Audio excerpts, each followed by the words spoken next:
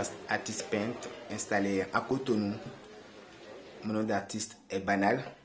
Je suis beaucoup plus connu sur le pseudonyme Baby Cool. Ça fait longtemps que j'ai ça court avec. Mais depuis que j'ai commencé à peindre, je sais mes œuvres banales. Alban Ouverlan, Alban un peu mélangé. Moi, j'ai pensé à un style d'art, le handi art, qui milite pour la réintégration de la personne handicapée dans la société africaine de nos jours. Franchement, autour de nous, on fait semblant de ne pas remarquer les personnes handicapées. Du coup, en tant qu'artiste peintre, faisant beaucoup de courants artistiques, c'est-à-dire que de la figuration jusqu'à l'abstraction, je m'amuse à faire beaucoup de choses. Je me suis dit, est-ce que je ne peux pas prêter parole à la muette, qui est bien sûr la peinture. Et du coup, depuis que j'ai eu cette inspiration, je ne parle que de la personne handicapée. C'est une façon de me libérer sur le support. Moi, je dis quand même que ce que je ressens en tant que personne handicapée dans la société, ça doit être ressenti de la même façon, ou plus ou moins par les autres aussi. C'est-à-dire que les difficultés que j'ai à chercher de l'eau, les difficultés que j'ai à pouvoir sortir de chez moi, prendre les taxis communs et tout, c'est-à-dire que c'est ressenti de la même façon. Donc du coup, j'arrive à retracer ça sur les œuvres, c'est-à-dire un petit ras-le-bol qui me permet de me libérer et après j'ai toujours le sourire, toujours en fait.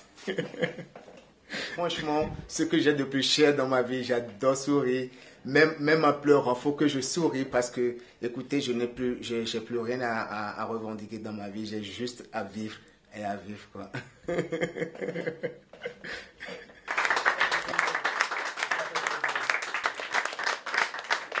Effectivement, l'essentiel dans tous ces cas-là, c'est de vivre debout.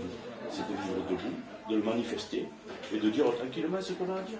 Après, le reste, à chacun son handicap. Donc il est évident qu'il y a des handicaps plus marquants que d'autres, plus visibles les uns que les autres, mais ça n'empêchait pas de vivre. Vous en êtes un exemple tout à fait parlant. Et encore une fois, je me félicite que Anduze, porter des cellules, et jouer son rôle de terre d'accueil, comme elle l'a fait avec des générations de personnes.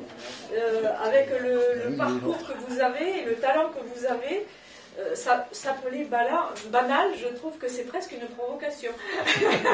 Parce que c'est pas banal du tout d'avoir un parcours exceptionnel comme le vôtre et une œuvre exceptionnelle aussi qui nous est donnée à voir aujourd'hui, les deux, votre parcours et votre œuvre. Et c'est vrai que la culture permet de changer nos regards sur le monde et d'échanger nos regards sur le monde. L'œuvre que vous nous apportez, en fait, alimente notre vision des autres et du monde.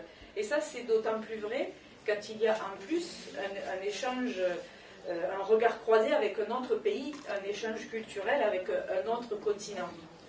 Et donc, je pense qu'il faut qu'on savoure ce moment d'échange. C'est très fort pour moi, c'est beaucoup de choses à la fois.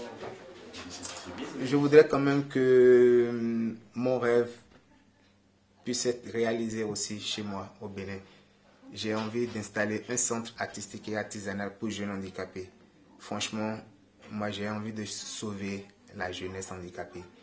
C'est vrai que le statut de la personne handicapée est réduit tout de suite à la mendicité chez moi. C'est-à-dire que quand tu es handicapé, écoute, quand tu ne fais pas d'efforts, tu peux être tout de suite mendiant. Et moi, je vais donner encore une chance à ces jeunes handicapés. C'est-à-dire leur apprendre la poterie, la vannerie, le dessin, de petits trucs à se mettre en valeur après les études.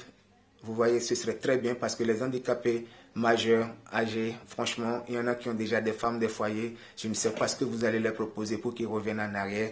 Moi, je crois quand même qu'on peut rebâtir encore une génération et c'est mon souci.